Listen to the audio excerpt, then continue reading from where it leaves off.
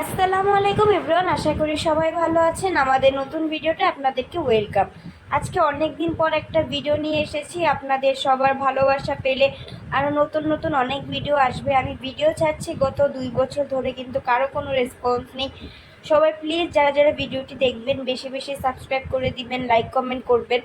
আজকে 20 কেজি ওজনের একটি বোয়াল মাছ রান্না করব, যেটা এনেছে আমাদের বাসায় আনা হয়েছে। আর মাছগুলোর সাইজ দেখলেই বুঝতে পারছেন যে মাছগুলো কতটা বড়।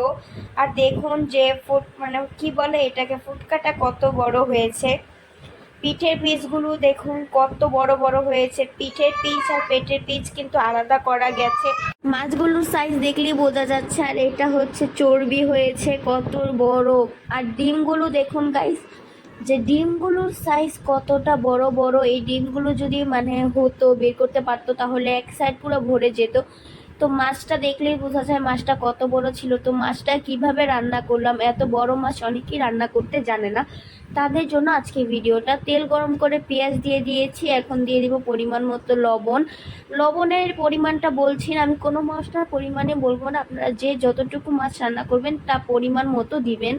তারপর এখানে দিয়েছি মরিচের গুঁড়ো, এটা দিয়ে ভালোভাবে কষাতে হবে। মরিচের গুঁড়ো দিলে কিন্তু মাছের স্বাদ বেড়ে যায়। আর এরপর দিয়ে দিচ্ছি ধনিয়া গুঁড়ো। আর এত বড় মাছ রান্না করার জন্য যে মশলাগুলো দিয়েছি সব মশলাগুলোই কিন্তু দিতে হবে। আমি এখান থেকে 10-12 পিস মাছ নিয়েছি, লেজের টুকরো নিয়েছি, পিঠের টুকরো নিয়েছি, মিলিয়ে নিয়েছি। তারপর তেলের টুকরো নিয়েছি।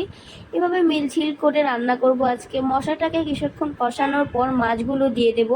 আমি কিন্তু মাছগুলোকে লেবু দিয়ে ধুয়েছি দেখে এই কালার হয়েছে। আপনারা চাইলে লেবু দিয়ে নাও ধুতে পারেন, ধোয়ার ভিডিওটা দেখালাম না। তারপর এই যে দেখুন তেল চর্বি যা হয়েছিল তাও দিয়ে দিব। আর এইভাবে রান্না করলে কিন্তু খেতে খুবই মজা হয়। লেজটার সাইজ দেখলে বুঝতে পারবেন যে লেজটা কত বড় ছিল। আমি সবসময় তরকারিতে গরম পানি ব্যবহার করি, সেটা আমার ভিডিও যারা দেখে তারা জানে। আর ভিডিওটি ভালো লাগলে অবশ্যই কিন্তু কমেন্ট করে যাবেন, কারণ একটা ভিডিও করতে খুবই কষ্ট হয়।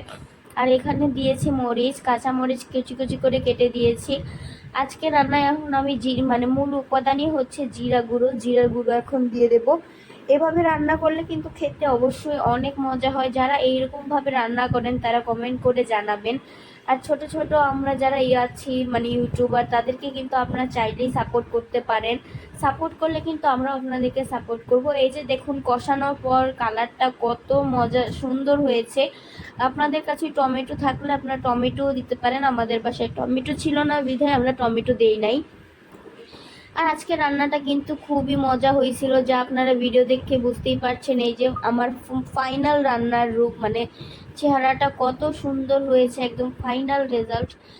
রান্নার চেহারা কিন্তু খুবই সুন্দর হয়েছে, দেখলেই কিন্তু খেতে ইচ্ছে করবে। খুবই লোভনীয় হয়েছে এবং টেবিলে পরিবেশন করার জন্য বেস্ট একটা রান্না। এভাবে রান্না করলে কিন্তু সবাই একদম পেট ভরে খাবে। আজকে এই পর্যন্তই ছিল। ভিডিওটি ভালো লাগলে সাবস্ক্রাইব দিতে ভুলবেন না। আল্লাহ হাফেজ।